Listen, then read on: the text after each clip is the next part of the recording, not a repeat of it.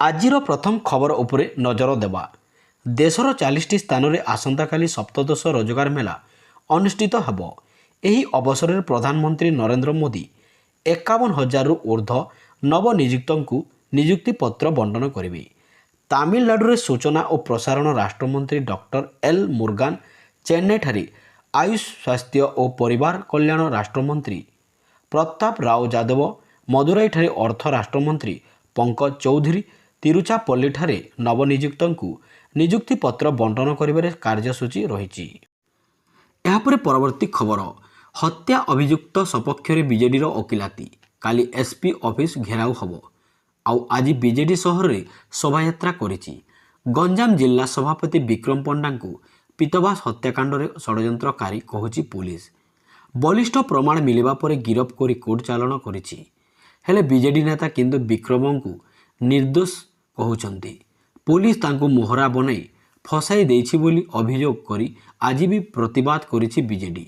ବ୍ରହ୍ମପୁର ହିଲପାଟଣା ସଂସ୍କୃତି ଭବନରୁ ଗାନ୍ଧୀନଗର ଛକ ପର୍ଯ୍ୟନ୍ତ କଳାପଟି ବାନ୍ଧି ଶୋଭାଯାତ୍ରାରେ ବାହାରିଥିଲେ ବିଜେଡି ନେତା ଓ କର୍ମୀ।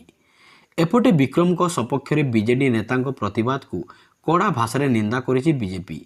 ବ୍ରହ୍ମପୁରରେ ଏକ ସାମ୍ବାଦିକ ସମ୍ମିଳନୀ କରି ଦଳ ପାଲଟା ଅଭିଯୋଗ କରିଛି ବିଜେଡି। ତଦନ୍ତ ପ୍ରକ୍ରିୟାରେ ବାଧା ସୃଷ୍ଟି କରିବାକୁ ଚାହୁଁଛି। ଲୋକଙ୍କୁ ଭ୍ରମିତ କରୁଥିବାର 3 ନେତାଙ୍କ ଗିରଫ ଦାବି କରିଛି ବିଜେପି। ଏବେ ପରବର୍ତ୍ତୀ ଖବର ଉପରେ ଆସନ୍ତୁ ନଜର ପକାଇବା। ସୁଭଦ୍ରା ଯୋଜନାରୁ ବୃତ୍ତି ପାଉଥିବା ଛାତ୍ରୀଙ୍କୁ ବାଦ୍ ଦେବା ନିଷ୍ପତ୍ତି ତୁରନ୍ତ ପ୍ରତ୍ୟାହାର କରନ୍ତୁ। ନୂଆପଡ଼ା ଉପନିର୍ବାଚନ ପରିପ୍ରେକ୍ଷୀରେ ଚୂଡ଼ାନ୍ତ ଭୋଟର ତାଲିକାକୁ ନେଇ ପ୍ରଶ୍ନ ଉଠାଇଛି କଂଗ୍ରେସ। ନୂଆପଡ଼ାର ଖୁଣ୍ଟିଆ ଭବନଠାରେ ପ୍ରବେଶ କଂଗ୍ରେସ ମିଡ଼ିଆ ସେଲ୍ ପକ୍ଷରୁ ଏକ ସାମ୍ବାଦିକ ସମ୍ମିଳନୀ ଅନୁଷ୍ଠିତ ହୋଇଯାଇଛି। ଏହି ସାମ୍ବାଦିକ ସମ୍ମିଳନୀରେ ପିସିସି ଗଣମାଧ୍ୟମ ବିଭାଗର ଅଧ୍ୟକ୍ଷ ଶ୍ରୀ ଅରବିନ୍ଦ ଦାସ କହିଲେ, ଗତ 15 ଅକ୍ଟୋବରରେ ICDS ଓ SW ନିର୍ଦ୍ଦେଶିକା ଅନୁସୂଚିତ ଜାତି ଓ ଜନଜାତି ବିଭାଗର ସଚିବଙ୍କୁ ପଠାଇଥିବା ଏକ ଚିଠି ଆମର ହସ୍ତଗତ ହୋଇଛି, ଯେଉଁଥିରେ ଉଲ୍ଲେଖ ଅଛି ଯେ ଯେଉଁ ଛାତ୍ରୀମାନେ 18,000 ଟଙ୍କା ବୃତ୍ତି ପାଉଛନ୍ତି ସେମାନଙ୍କୁ ସୁଭଦ୍ରା ଯୋଜନାରୁ ବାଦ୍ ଦିଆଯାଉ। ଏବେ ପରବର୍ତ୍ତୀ ଖବର। ଦ୍ରୁତ ଗତିରେ ଖସୁଛି ସୁନା ରୂପାର ଦର। ଦୀପାବଳି ପରେ ସୁନା ଏବଂ ରୂପା ମୂଲ୍ୟରେ ଦ୍ରୁତ ହ୍ରାସ ଘଟିଛି। India bullion and jewellers association ଅନୁଯାୟୀ ମୁମ୍ବାଇରେ 24 କ୍ୟାରେଟ ସୁନାର ମୂଲ୍ୟ 10 ଗ୍ରାମ ପ୍ରତି 1,25,880 ଟଙ୍କା ଥିବାବେଳେ 22 କ୍ୟାରେଟ ସୁନାର ମୂଲ୍ୟ 10 ଗ୍ରାମ ପ୍ରତି 1,15,390 ଟଙ୍କା ରହିଛି। ସେହିପରି ରୂପା କିଲୋଗ୍ରାମ ପ୍ରତି 1,59,900 ଟଙ୍କାରେ ଉପଲବ୍ଧ ଥିଲା। ଦୀପାବଳି ପର୍ବରେ ଭାରତରେ ସୁନା ଏବଂ ରୂପାର କ୍ରୟ ବନ୍ଦ ହୋଇଯାଇଛି। ଏହା ସୁନା ଏବଂ ରୂପାର ଚାହିଦା ହ୍ରାସ ପାଇଛି।